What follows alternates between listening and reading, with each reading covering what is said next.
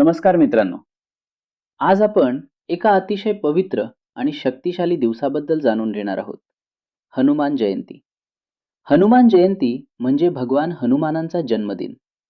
हा दिवस संपूर्ण भारतभर मोठ्या श्रद्धा आणि भक्तिभावाने साजरा केला जातो. भगवान हनुमान हे श्रीरामाचे परम भक्त, शक्ती, बुद्धी आणि भक्तीचे प्रतीक मानले जातात. हनुमान जन्मकथा. पुराणांनुसार हनुमानांचा जन्म अंजनी माता आणि केसरी यांच्या पोटी झाला.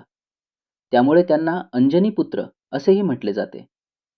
हनुमानांना वायुपुत्र असेही म्हणतात, कारण वायुदेवाचा त्यांच्यावर विशेष आशीर्वाद होता. एकदा लहानपणी हनुमानांनी सूर्याला फळ समजून गिळण्याचा प्रयत्न केला होता. त्यावेळी त्यांची शक्ती पाहून सर्व देव चकित झाले. नंतर इंद्राने वज्राने हनुमानांवर प्रहार केला. पण वायुदेव रागावले आणि त्यांनी संपूर्ण जगातील वायू थांबवला. तेव्हा सर्व देवांनी हनुमानांना विविध शक्ती आणि आशीर्वाद दिले. हनुमानांचे रामभक्ती. हनुमानजींचे संपूर्ण जीवन श्रीरामाच्या सेवेत गेले. रामायणात त्यांनी सीतेचा शोध घेतला, लंकेला आग लावली आणि लक्ष्मणासाठी संजीवनी आणली. त्यांची भक्ती इतकी निस्वार्थ होती की त्यांनी कधीही स्वतःसाठी काहीच मागितले नाही. त्यांची एक खास गोष्ट म्हणजे ते शक्तिशाली असूनही अत्यंत विनम्र होते.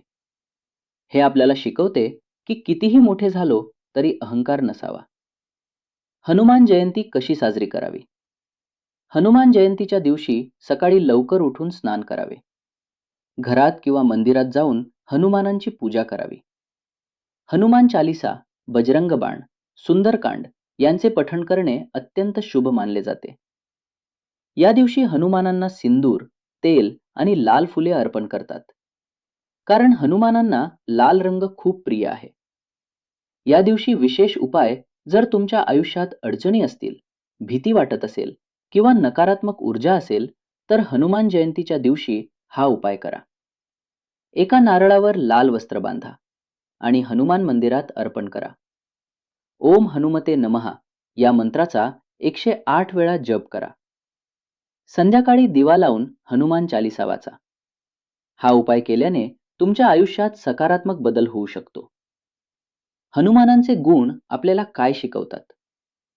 हनुमानजी आपल्याला शिकवतात निस्वार्थ सेवा, गुरुभक्ती, धैर्य आणि आत्मविश्वास, संयम आणि विनम्रता. आजच्या काळातही जर आपण हनुमानांचे गुण आपल्या आयुष्यात आणले तर आपले जीवन निश्चितच यशस्वी होईल.